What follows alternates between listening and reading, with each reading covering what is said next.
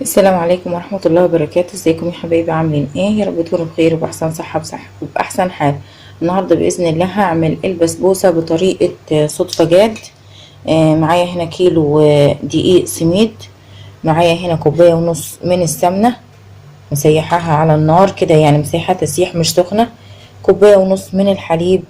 كوباية ونص من السكر، وهحط كوباية تاني عليها بالمج الصغير اللي انا معايره بيه اللبن ده، يعني كوبايتين ونص من المج ده.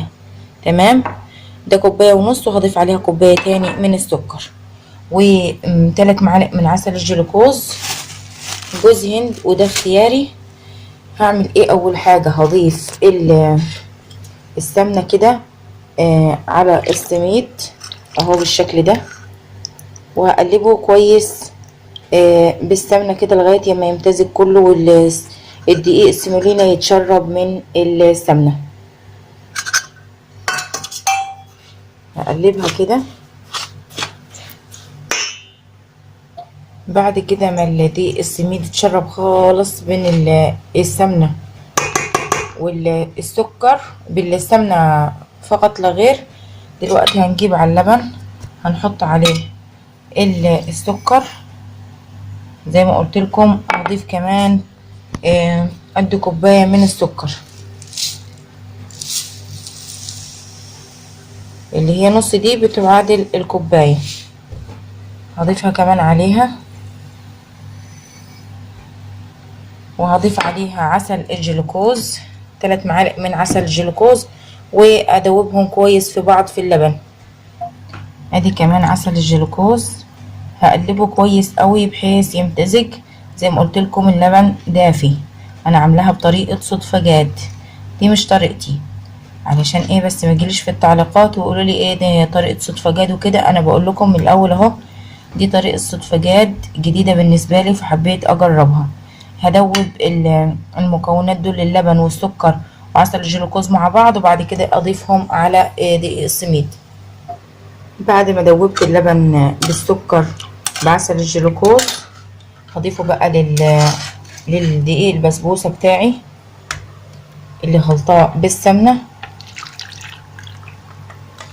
اهو كده. ولو في حبه سكر اهو هخلصها بالمعلقه وانزلها، وهو قلبتها. ونسيت كمان جوز الهند، حطيت جوز الهند اهو، هقلبها كويس. وهو بعد ما خلصتها حطيت عليها اللبن والسكر وعسل الجلوكوز، وقلبتها كويس. وحطيت عليها كمان جوز الهند. حطيتها في صينيه كبيره، الصينيه دي مقاس معرفش حاجه و40 او حاجه زي كده، يعني صينيه كبيره جدا جدا. بصوا الفرق ما بينها وبين علبه السمنه كبيره ضخمه جدا، لان ده كيلو سميد. سويتها بايدي، وبعد كده هو رزعتها كام رزعه على الرخامه. حطيت فوطه طبعا علشان الصوت. ودلوقتي هدخلها على الفرن نار متوسطه. اول ما تخرج من الفرن الشربات بتاعها بيكون خفيف.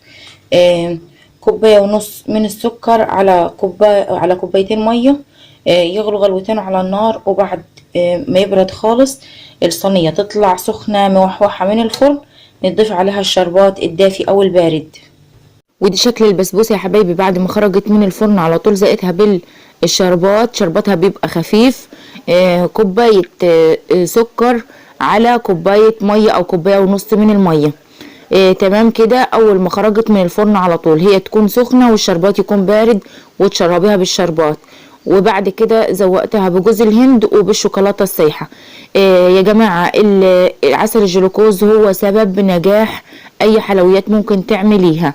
العسل الجلوكوز بيظبط لك الشربات جدا، وهو سر نجاح البسبوسه 100%. حتى لو جبتي اي نوع دقيق سميط اللي هو دقيق البسبوسه، اي نوع دقيق سميد بتاع البسبوسه مش مضمون معاكي. هتعمليها بعسل الجلوكوز هتطلع ناجحه معاكي 100%.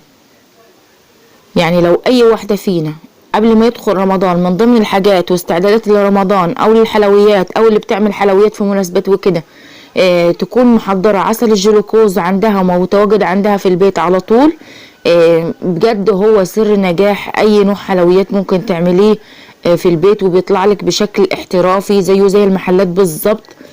البسبوسة من حلاوتها انا دقت حتة منها زي ما وريتكم اول الفيديو، في حتة كده متاخدة من البسبوسة، انا دقتها طلعت تحفة تحفة تحفة.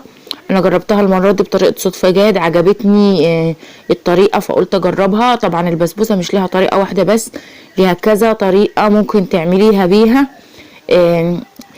وحابة اقول حاجة كمان للناس اللي بتيأس من ان حاجة او نوع حلو او حاجة عملتها وفشلت فيها، او مش معنى اصح مش فشلت ما نجحتش معاها، ما تيأسش، جربها مرة واتنين وتلاتة وان شاء الله هتطلع معاكي زي الفل وهتطلع بطريقة ناجحة جدا.